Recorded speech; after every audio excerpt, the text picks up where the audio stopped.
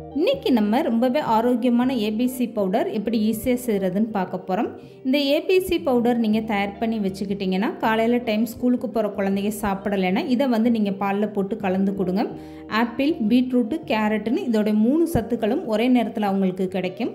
இப்போ இந்த ABC powder எப்படி ஈஸியாக செய்கிறதுன்னு பார்க்கலாம். ஹலோ ஃப்ரெண்ட்ஸ், வெல்கம் டு சமையல் டிலைட்.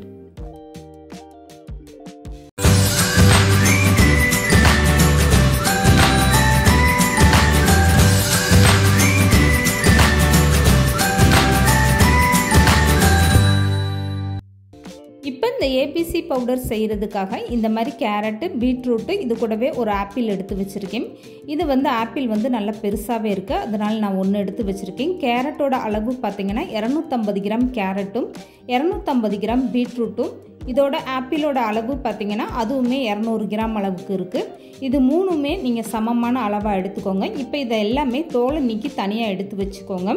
இந்த 3லையுமே நீங்கள் தோல் சீக்கிறதுக்கு முன்னாடி நல்லா மண் போக கழுவி எடுத்துக்கோங்க. அதுக்கப்புறமா தோல் நீக்கி எடுத்துக்கோங்க. ஏன்னா தோல் நீக்கினதுக்கப்புறம் கழுவுனீங்கன்னா உங்களுக்கு ரொம்ப ஈரமாயிரும், காயறதுக்கு உங்களுக்கு ரொம்ப லேட் ஆகும். இப்போ கேரட்டை இந்த மாதிரி ஒரு அகலமான தட்டு எடுத்துக்கோங்க. அந்த தட்டு ஈரம் இல்லாத அளவுக்கு நல்லா தொடச்சிட்டு இந்த மாதிரி பீட்ரூட் துருவல் இருக்கிறதுலே நல்ல பெருசாக இருக்கக்கூடிய அந்த துருவலில் நீங்கள் இந்த மாதிரி துருவி விட்டுக்கோங்க. இப்போ இந்த கேரட்டு தனியாக இந்த மாதிரி ஒரு தட்டில் நல்லா இந்த மாதிரி பரப்பி விட்டுருங்க.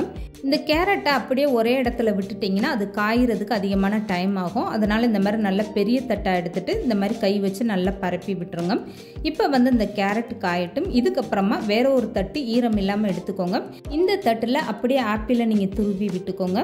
நான் ஒரு ஆப்பிள் எடுத்திருக்கேன். நீங்கள் ஆப்பிள் அதிகமாக வேணும்னா 2 ஆப்பிளாக கூட எடுத்துக்கோங்க. இப்போ இந்த ஆப்பிளையுமே நல்லா துருவி விட்டதுக்கப்புறமா கை வச்சு இந்த மாதிரி நல்லா தனித்தனியாக எடுத்து விட்டுருங்க. கேரட்டும் பீட்ரூட்டும் பார்த்தீங்கன்னா உங்களுக்கு சீக்கிரமாகவே காஞ்சிரும். ஆப்பிள் மட்டும் கொஞ்சம் டைம் எடுக்கும் காயறதுக்கு. அதனால் பெரிய தட்டாகவே பயன்படுத்தி இந்த மாதிரி நல்லா காய வச்சுக்கோங்க. இப்போ வேற ஒரு ஈரம் இல்லாத பெரிய தட்டு எடுத்துக்கோங்க. இதில் பீட்ரூட்டை துருவி விட்டுக்கோங்க. இப்போ இந்த பீட்ரூட்டுமே கை வச்சு இந்த மாதிரி நல்லா தனித்தனியாக எடுத்து விட்டுருங்க. ஒரே இடத்துல இல்லாத அளவுக்கு இந்த மாதிரி நல்லா தனியாக பரப்பி விட்டுருங்க. இப்போ இந்த பீட்ரூட்டுமே நல்லா ஈஸியாக காஞ்சிரும். பீட்ரூட்டு, கேரட்டு, ஆப்பிள் இது 3மே ஒரே தட்டில் போட்டு காய வைக்காமல் இந்த மாதிரி தனித்தனியாக தட்டு போட்டு அதில் காய வச்சு எடுத்துக்கோங்க. அப்போ உங்களுக்கு ரொம்ப ஈஸியாக காஞ்சிரும். இதை நீங்கள் வெயிலில் வைக்காமல் 3 நாள் அப்படியே ஃபேன் காற்றுல வச்சு காய வச்சுக்கோங்க.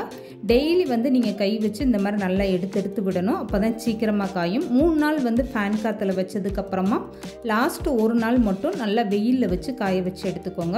எடுத்ததுமே வெயிலில் வச்சு காய வச்சிங்கன்னா உங்களுக்கு சீக்கிரமாக காஞ்சிரும். ஆனால் இதோட சத்துக்கள் எல்லாமே நம்மளுக்கு முழுமையாக கிடைக்காது. இதோட சத்துக்கள் எல்லாமே நம்மளுக்கு முழுமையாக கிடைக்கணும்னா ஃபஸ்ட்டு 3 நாள் வீட்டுக்குள்ளே ஃபேனில் காய வச்சுக்கோங்க. அடுத்து லாஸ்ட் 1 நாள் மட்டும் நீங்கள் வெயிலில் காய வச்சு இந்த மாதிரி நல்லா காஞ்சதும் எடுத்துக்கோங்க.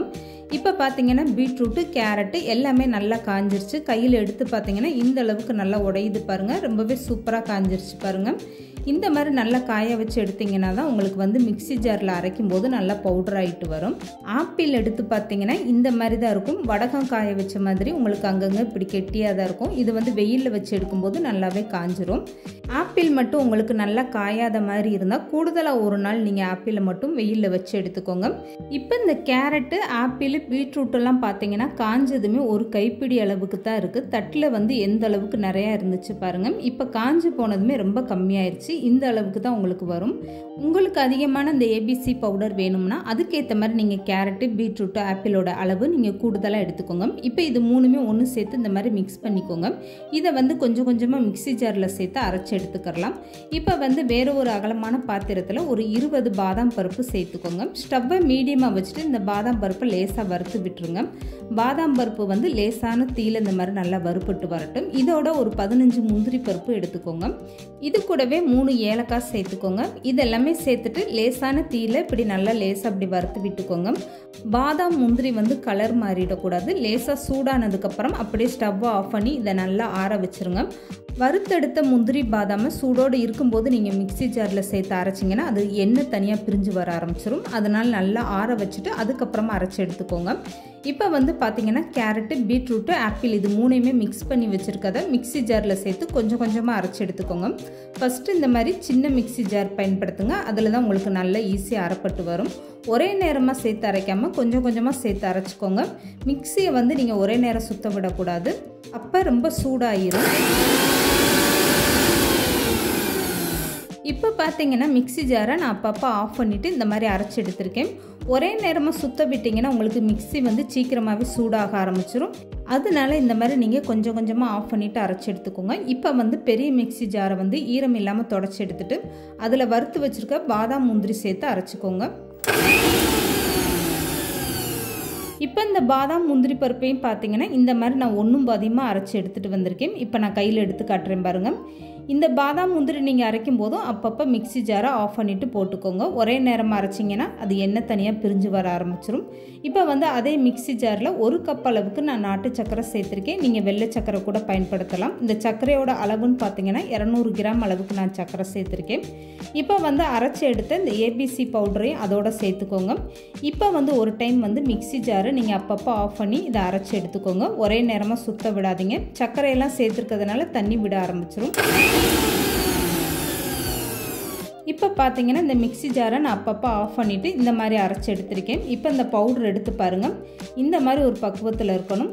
நீங்கள் பவுடரை அரைக்கணும்னா அப்பப்போ மிக்ஸி ஆஃப் பண்ணி தாங்க போடணும். சூடோடு இருக்கும்போது ஒரே நேரமாக நீங்கள் சுத்த விட்டிங்கன்னா அந்த பாதாம் பருப்பு முந்திரி பருப்பு அதோட நாட்டு சர்க்கரையெல்லாம் சேரும்போது உங்களுக்கு ரொம்ப கெட்டியாக ஆரம்பிச்சிடும். இந்த மாதிரி பவுடராக வராது. இந்த மாதிரி ஒரு பக்குவத்தில் நீங்கள் ஏபிசி பவுடர் தயார் பண்ணி எடுத்து வச்சுக்கோங்க. இதை நல்லா ஆற வச்சுட்டு நீங்கள் ஒரு ஈரம் இல்லாத டப்பாவில் போட்டு வச்சிங்கன்னா 1 மாதம் ஆனாலும் கெட்டு போகாதுங்க. இந்த ஏபிசி பவுடர் 1 கிளாஸ் பாலுக்கு 2 ஸ்பூன் போட்டு கலந்து கொடுத்தீங்கன்னா போதுங்க. ரொம்பவே அருமையான டேஸ்ட்டாக இருக்கும். இந்த வீடியோ பிடிச்சிருந்தா லைக் பண்ணுங்கள், ஷேர் பண்ணுங்கள். மறக்காமல் சமையல் டிலேட் சேனலை சப்ஸ்கிரைப் பண்ணுங்கள்.